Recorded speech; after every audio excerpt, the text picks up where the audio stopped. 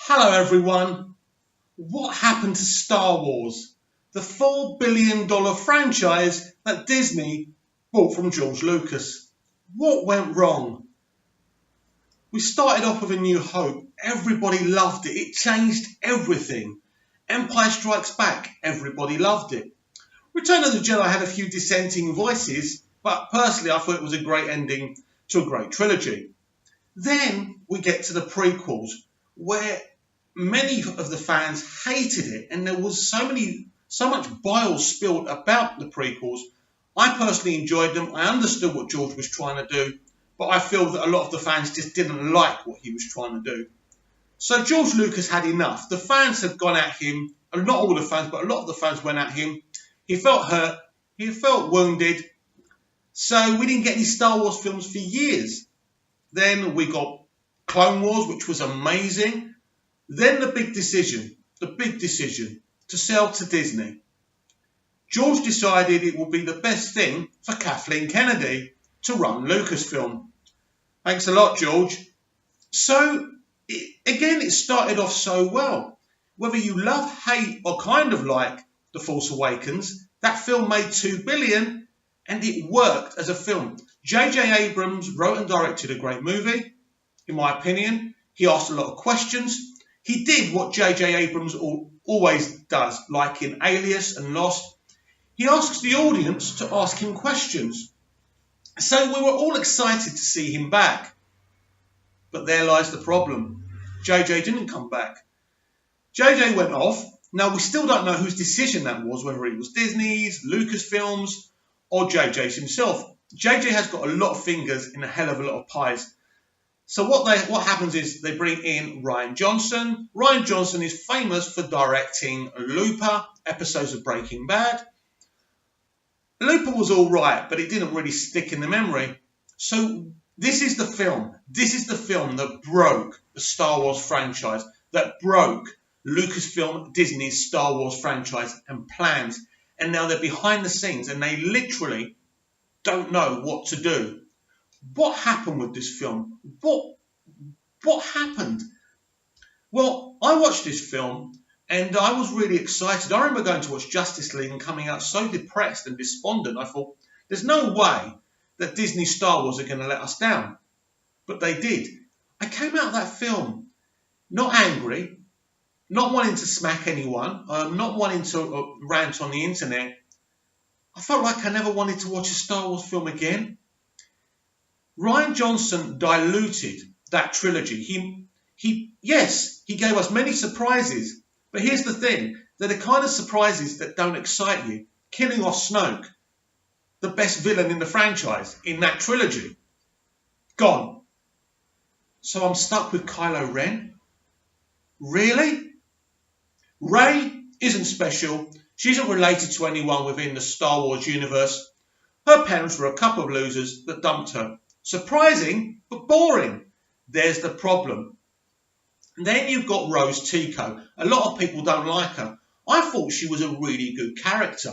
And I don't think it was the actress's fault or the character. I just think that moment when she stops Finn sacrificing himself pissed a lot of people off. Now, we all know Finn's not going to die. It would be very refreshing if he made that sacrifice and he dies for the right reasons. But here's another problem. They set up this beautiful relationship between him and Rey, and they don't see each other to that last scene of the movie. What was going on there? And then she's giving me shag me eyes to Poe Dameron near the end there. I mean, that whole happy ending on the Falcon was really problematic to me. It was so diluting.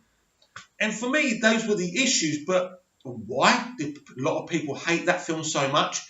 It triggered a lot of right-wing Star Wars fans. There is no question about that. But there's not just the right-wing fans that are unhappy about this film. A lot of people are. A lot of people are not happy how Leia flew from space and she did the whole Superman thing and back into the ship. Again, I shouldn't say this, but I thought that was kind of okay. But look, this film had problems, so many problems. And of course, the major problem is Luke Skywalker. He wasn't Luke Skywalker. Now, when you look at it from Rian Johnson's point of view, he's saying he's an older man now. he's bitter, he's cynical, he's been living on his own. But that's because Rian Johnson decided to do that.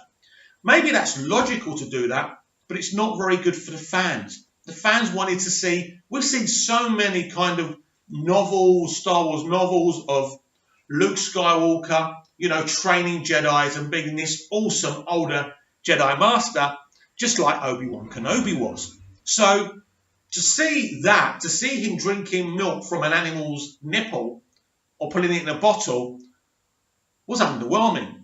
It was despicable. To see him toss the lightsaber, it was despicable. And why is it that Disney Star Wars hate the lightsaber? We don't get awesome lightsaber battles anymore. Why is that? What is their problem with that? I mean, we know Disney have become very SJW, but I know the lightsaber is the shape of a penis. But apart from that, I can't see what their problem is with it. So Rian Johnson was a very divisive factor into this. You've also got Kathleen Kennedy, who runs Lucasfilm, going around wearing t-shirts saying the Force is female. Again, this triggers a lot of people.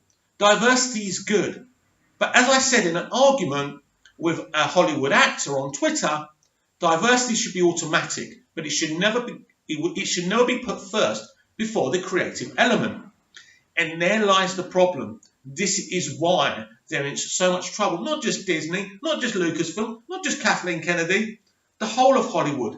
Ever since Trump's got in, they've gone insane. I'm not a political person, but I think the geezer's pretty bad, but I'm not a political person. And films have become too political.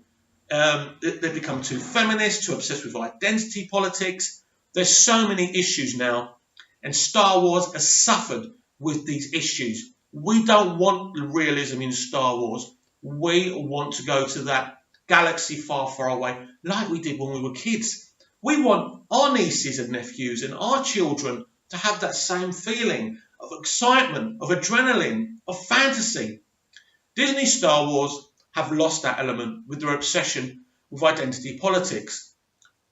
I've seen staff members, people who work for Lucasfilm, having arguments with fans, which is outrageous. How can you go on as a company doing that?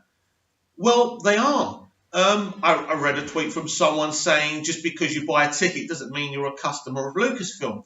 You're a customer of the cinema. You're the customer of the games company. It was outrageous. And they're just living in denial constantly. Instead of saying, look, guys, we've made mistakes. We've done things that some of you don't like. We're going to make a more concentrated effort to make films for everyone. Now, they say you can't please everyone. No, you can't please everyone. But the moment you give up on trying to please everyone is the moment we should leave the creative industry. I think J.J. Abrams is a good man, but he's in the middle of a boycott. He's in the middle of Star Wars fans at war with Lucasfilm. And at the moment, the fans are winning. I've seen the YouTube channels, Geeks and Gamers, World Class Bullshitters, That Star Wars Girl. I could go on. They are making a dent. Whether people like it or not, whether you don't like their politics, it's not about their politics. It's about a film franchise that they enjoy being trampled on by identity politics. Now, the only way forward now is to sit down and go onto Twitter and see what the fans actually want. Are you a business? Do you want to make money? Or do you just want to make political statements? This is where Hollywood have gone insane. This is where I don't understand where we're going.